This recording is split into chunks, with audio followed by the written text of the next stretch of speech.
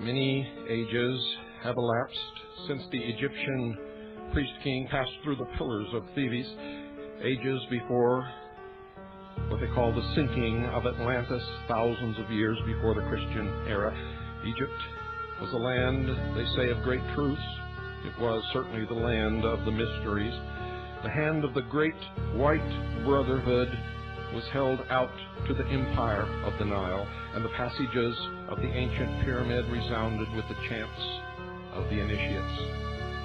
Yes, for they were never built as tombs, but temples of initiation, and it was then that the Pharaoh, now called half human and half divine, reigned in ancient Egypt.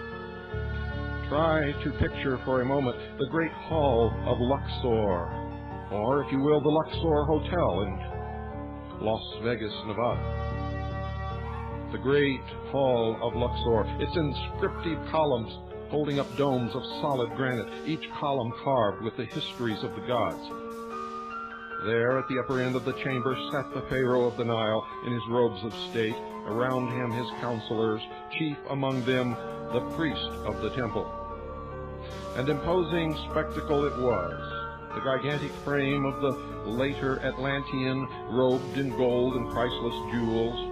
On his head the crown of the north and south, the double empire of the ancients. On his forehead the coiled serpent of the initiate. The serpent which was raised in the wilderness, that all who looked upon it might live. This Urias represented the sleeping serpent power in man, which coiled head downward around the tree of life, drove him from the garden of the Lord, but which raised upon the cross became the symbol of the Christ in the mysteries.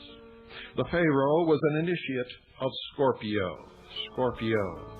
Another word for Scorpio in the mysteries is Lucifer, and the serpent is the transmuted Scorpio energy, which, working upward in the regenerated individual, is called the Kundalini.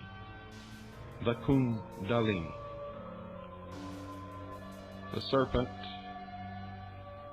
was the sign of initiation. It meant that within him the serpent had been raised.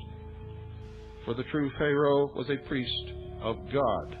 Which God you will discover as we go.